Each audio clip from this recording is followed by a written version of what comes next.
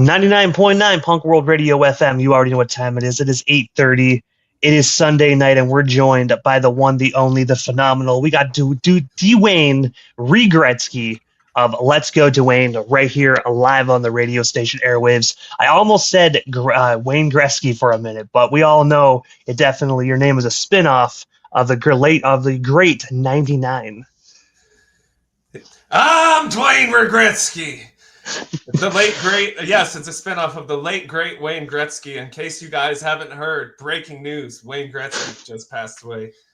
Our thoughts go out to his family, but I am still here to entertain you guys. Could you imagine though if Wayne Gretzky passed away? I really think that is a day Canada stands still.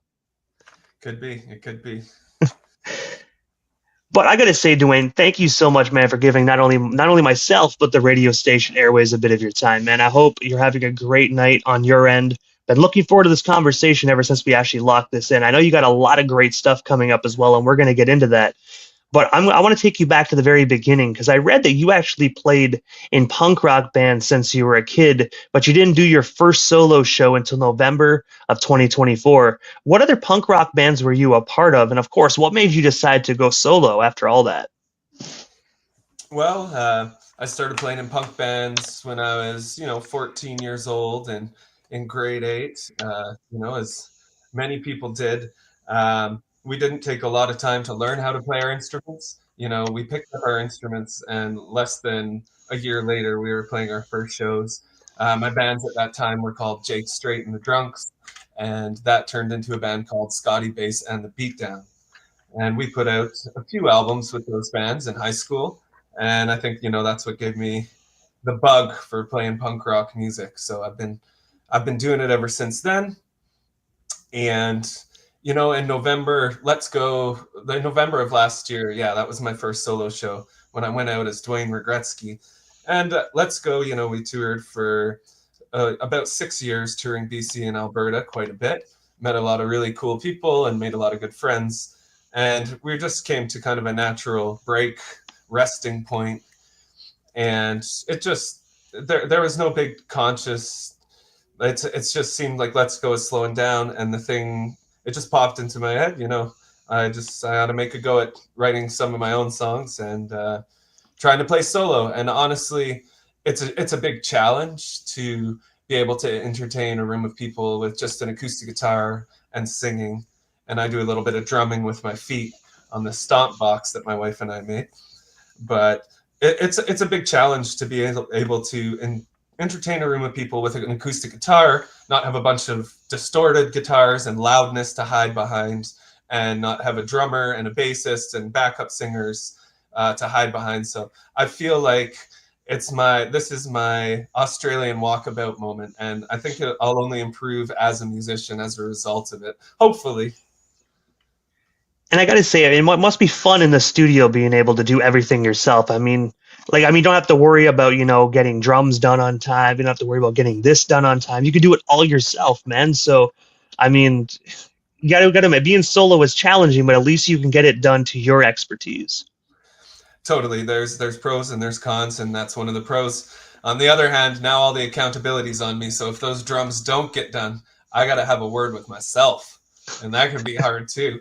But it's been really fun so far. And I got to say as well, I do know that you actually are currently signed to High-End Denim Records. I was wondering, what is actually the story behind that deal? And of course, how did you ultimately get discovered by them? Because I believe the owner is Josh of Trashed Ambulance. Yes. So the story behind that deal is they made an insanely high offer for my first album. It was in the double digits. I'm not gonna lie. It was in the double digits, and I could not refuse. It was 99, wasn't it? It was $99.99. I actually met Josh and Ozone, the two guys that run High-End Denim Records. They played in a band called Trashed Ambulance, and now Ozone has his own band on the East Coast called Teeth Out. And I met them on a tour. I was doing a tour with the Maroons and Trashed Ambulance and Let's Go. And we met and did 3 shows together, maybe 3 or 5 shows, something like that. And yeah, we just got along and stayed in touch. And they ended up putting out Let's Go's second album, Smile, which I'm really, really proud of that album. So I was excited that they would put it out, and our friendship kind of grew from there. I ended up being roped into co-hosting the label's podcast, and yeah, they won't let me leave. So they're stuck with me. They're stuck with me at this point. Well, you were a very talented musician, so I'm pretty sure whenever Josh heard you on tour, it was a no-brainer to get you inked in for that $99.99 deal. Is it a coincidence? Wayne Gretzky, number 99. Oh, and we're on 99.9 right now. Oh my God. It's literally it's a 99 kind of night, man. It's a full circle all the way around. Yeah, buy a lottery ticket tonight for sure. The stars are lining up for us. Oh, I damn sure hope. I mean, and the good thing about Canada, I don't think they tax those lottery tickets. So from what I heard, what you win is what you win. So definitely make sure you hit that encore. For the Americans that are listening that don't know, you just pay $2 extra to double that chance. Hell yeah. But also, speaking of that first album that you actually mentioned that got released on High End Denim Records, was your debut album, but it was also a live album as well, live from Death Mountain. I was wondering if you can actually just tell us the story behind this record, and of course, where can we actually snag ourselves a copy of it today? Yeah, so I put my first Duane record out on High End Denim Records, live from Death Mountain. And so when I came up with the idea to do the Duane Regretzky act, I was actually driving home from a show. We went and surprised the Maroons in Revelstoke and watched the Maroons show. And on the way back home, I decided I was going to buy a new acoustic guitar and write some new songs and give a go at this acoustic thing. So a few months later, I was going on my first tour, again with Trashed Ambulance, called the Fistful of Burgers Tour through Alberta. And so this album is pretty much the first 10 songs that I wrote. I put the album out pretty quickly after I'd written the songs. I wanted to just get something out so people could hear what I was doing. And I went to a friend's studio that lives close to me on Death Mountain, which is where I live. And yeah, I just laid down the first 10 songs, no backing tracks. It was a live album. It was like one take of everything. So it's very raw and it's very fresh after I had written the songs. It's the complete opposite of some other albums I've worked on. Like some Let's Go albums were worked on for a year, or some songs even more than a year, and they were labored over intensely. But this was kind of just like write the songs, get in there, record them, and put it out very quickly. And I actually only spent 3 hours in the studio. I don't know if that's a brag or a flex, to any aspiring musicians out there, you might want to spend more than 3 hours recording your album, but that's what I did. Hey man, if you're on a budget, you're on a budget. I mean, 3 hours isn't that costly. So I mean, I gotta say, if you're on a budget and you can get things done, I would say, live at Death Mountain sounds phenomenal for just being 3 hours in the studio, man. So thank you. Duane is on a budget. Honestly, I think everybody is nowadays, man. With this recession we got going on in Canada, I think everyone is on a budget. So there's no need to be worried. There's no need to just tear yourself up about that, man, because I think we're all on a budget. That's good. It's good to hear. But I do have to say, the one song off that record that I thoroughly enjoy is Smitty. I was wondering if you can actually just tell us a bit more about that song, and of course, like what actually inspired it, man. Because to me, that's the highlight of the record. Oh wow, that's interesting to hear, because that's a song that I wasn't too sure about, and it was in my set when I played my first tour, but I took it out of my set since then. I wasn't sure if it was working live, but thank you. I'm glad you enjoy that. Yeah, that song, I think, embodies the spirit that I've had in life and in music, since I was a kid, starting to play music in grade 8. Things are going to happen. You got to take the bad with the good. And music's something that I'll never give up doing, because to me, the act of creating the music is the reward. So it's like an infinite happiness hack for me. Making music makes me happy. And even though there can be bumps in the road, and when you're putting yourself out there as a musician and an artist, you're making yourself vulnerable and extending your innermost thoughts to an audience and to the world, and it's not always received the way that you thought it would be. So to deal with the losses, but also appreciate the victories, because at the end of the day, I'm healthy and I'm able to make music, and that's a great reward. So anything on top of that is icing on the cake, baby. So I think that song is kind of a poem about that. Oh no, I just called one of my songs a poem. It's a love letter to that.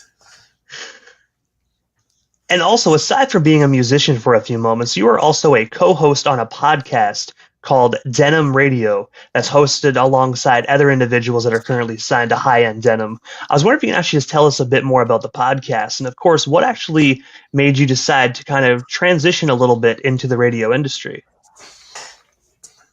Yeah, the podcast is a podcast not unlike yours. It's an interview podcast where we have punk musicians on. We've had all sorts of bands, American bands, Canadian bands. I'm sure some bands from Europe and stuff like that. And yeah, it's when I became friends with Josh from High End Denim Records. He asked me to co-host once, and then I think Ozone saw his opportunity to kind of skitter out the back door and say, "Oh, let's let Ty take care of the podcast co-hosting duties for now." So it was an offer that was offered to me. And when I did the first one, I wasn't sure if it was something that I would be doing more of in the future. But now we're 65 episodes in, or 68 episodes in. And yeah, it's still fun. I enjoy doing it. I don't think either one of us would do it if we didn't enjoy doing it and the conversations with the guests that we have, because again, it's one of those things where it's got to be a labor of love for sure, especially growing it and getting it started. And when you said you were a part of 60 plus episodes, is there any guests that you actually had the opportunity to speak to that kind of blew you away, that you were actually like on a call with them, getting the chance to interview them? Was there any that one person that really stands out to you that you're like, damn, I can't believe I got a chance to talk with this person? So many people, so many of the guests, because like punk rock really allows you to travel the world and see all these things, and so many people have been in so many bands to the top of the mountain, and there's something about punk rock that makes it super accessible. So yeah, like hearing so many bands that grew up playing with Green Day, in the Bay Area scene, like Ben Coleman. Oh my gosh, I forget which band he's from. I better look that up. But I remember Ben. He was awesome. And, bands like Down by Law and Pulley, and just so many of them. But it's not only the really famous bands that have those names that you would instantly recognize. There's so many people that have accomplished so much in their career and have such a wealth of stories to tell that they might not necessarily be a household name. So yeah, there's definitely been quite a few of them. And also I've enjoyed a lot speaking to my own friends that have bands.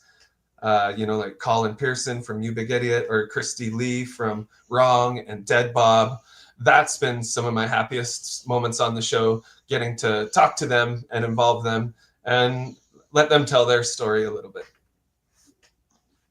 And when you mentioned Law a few moments ago, you kind of have your own variation of Law, but it's actually Authority at Law. It's a song that dropped July 18th of this year, so just this past summer.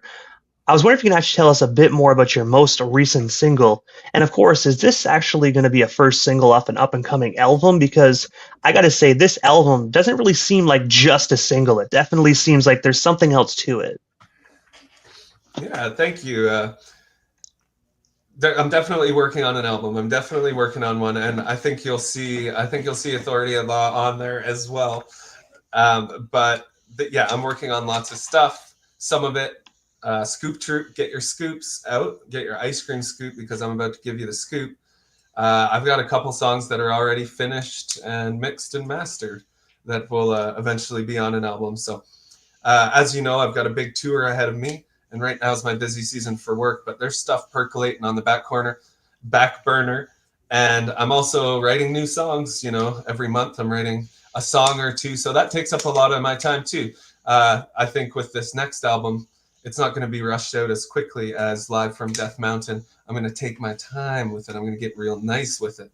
And then when it's ready, I will release it for everybody to, use as a coaster, even out a table that has one leg that's too short, get it stuck in their friend's vehicle CD player, whatever you want to do with it. But I'm going to take my time, and I'm really excited to show people the next round of music that I've written. And speaking of that tour as well, September 25th, right up until October 12th, you will be skating through Canada doing 15 shows throughout the country alongside Fast Eddie and others. I was wondering, what can the Duane Regretzky fans expect from this up-and-coming tour? And of course, where can we actually snag ourselves some tickets if they are indeed still available and we haven't already done so? Totally. I like to believe that everybody hearing this already has their ticket for our tour, but in case any of you don't, you can purchase tickets from my profile or Fast Eddie's profile on Instagram. There's some link trees there that lead to ticket links for the shows that have pre-sale tickets available. Some of the shows are door only, and one of them is actually a free show.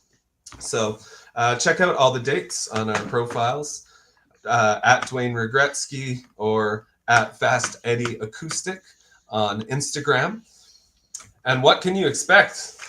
Okay, well, you can expect a whole lot of notes. Fast Eddie and I'm pretty sure he knows 6 of the notes. I know like 5.5 of the other notes. So if we put them all together, you're going to hear at least 11.5 out of 12 notes on this tour, and I guarantee you. But it's going to be super fun. Fast Eddie, incredibly talented musician, foot stomping, acoustic guitar, high energy. I mean, a lot of people say high energy, but this guy actually is high energy. So he's going to be great. I can't wait to see his show. I'm going to bring my set, which I've been working on for almost a year now. I've been experimenting with it. I've brought songs into it, and I've taken songs out of it. And what I'm left with, so the pressure has squeezed it like a diamond, and I'm ready to bring it around and just show it to everybody. So I'm definitely going to be at the top of my game. I'm sure Eddie's going to be at the top of his game, and we got a lot of great other musicians joining us on this tour. So you're going to laugh, you're going to cry, you're going to fart, you might shid, but you're going to have a great time. You're going to have an amazing time. And I do want to say as well, this is actually, I haven't even announced this actually on our social medias, but we actually booked Fast Eddie for an interview as well immediately after the tour ends. I tried to get something on my calendar before the tour, but unfortunately I'm so booked up this month. But immediately when tour ends, Fast Eddie is like literally getting on 99.9 Punk World Radio. So we get to hear the beginning of the tour, what to expect, and then we get to hear some stories of the tour after it wraps up. So I guess the listeners get a best of both worlds. Definitely. And hopefully there isn't a stark contrast to my hopefulness for the tour, that Eddie doesn't get in here and be like, oh man, I don't want to talk about it. But I think we're going to have an awesome time. So that's a good way to end the tour. And I got to say as well, man, I'm pretty sure you'll have a great freaking tour, man. I mean, it's Duane Regretzky, Fast Eddie. You guys are also having some amazing bands that actually kind of join you along the way. I know you got California's own Chaser as well at one of the BC shows, if I'm not mistaken. So you guys are kind of, stopping ways a little bit there with some legendary bands along the way. Yeah, we're playing with Punksgiving in Red Deer is the last show of the tour, and there's going to be some great bands there. It's kind of probably going to be the biggest show on the tour. We're going to end there, Punksgiving, and that's Josh from Trashed Ambulance, his festival that he's in the second year of now. So Chicks Dig It is going to be there. Varghoul is going to be there. Regal Fowl, so many other cool bands. So I'm definitely looking forward to that one. And aside from, the brand new album you're currently cooking up, and of course this amazing tour you're going on very, very soon, what is next for yourself, Duane? Like, is there anything we happen to miss during this evening's broadcast that you still want to touch on, talk about, or promote? What was they got you here live on 99.9 tonight? No, I always would want to encourage people, if you're seeing this, start a band, go start a band, play music. If you're playing music now, keep doing it if it makes you feel good. Don't get discouraged, just keep up with it. And yeah, that's pretty much it. Take care of yourselves. Take care of each other. And always have your pets spayed or neutered. Always have them spayed or neutered. Exactly. That's perfect, my friend. But before we Sensation. actually part ways here tonight, Duane, I have to ask, man. Obviously, I know how to follow you. For people here in Canada, that I mean, like I said, you're Canadians' finest. If they're not already following you, this is a punk rock radio station. I don't know what they're doing, but just in case, how do we go about following you across all social media platforms? Canada's finest. I like that. I Duane like that a Regretzky, man, you lot. can't go wrong, dude. Yeah, thank you very much. That's high praise. I don't know about that, but at Duane Regretzky. And if you give me enough time, DJ Immortal, it is my commitment to you that I will keep it up and I will become one of Canada's finest. And I will do it. I will do it for 99.9 Punk World Radio, just as if I'll do it for anybody in this dang world, I will. Hey, well, you know what? I appreciate that, and I will hold you to it, definitely, man. And safe travels across tour as well. I'm sure Fast Eddie is going to watch us as well, so safe travels to him as well. But to you, man, thank you so much for your time tonight, and I'm looking forward to seeing your journey all across Canada, man. Thank you so much. And there was one thing that I wanted to say. I just wanted to thank everybody that's come to my shows since I started doing this in November, and all my friends that have given me support. Yeah, it's been incredible, and I really appreciate you guys. So thank you, everybody. Hey, you're most certainly welcome, Duane. Have yourself a phenomenal night, man. We definitely shall talk again here soon. Okay, bye.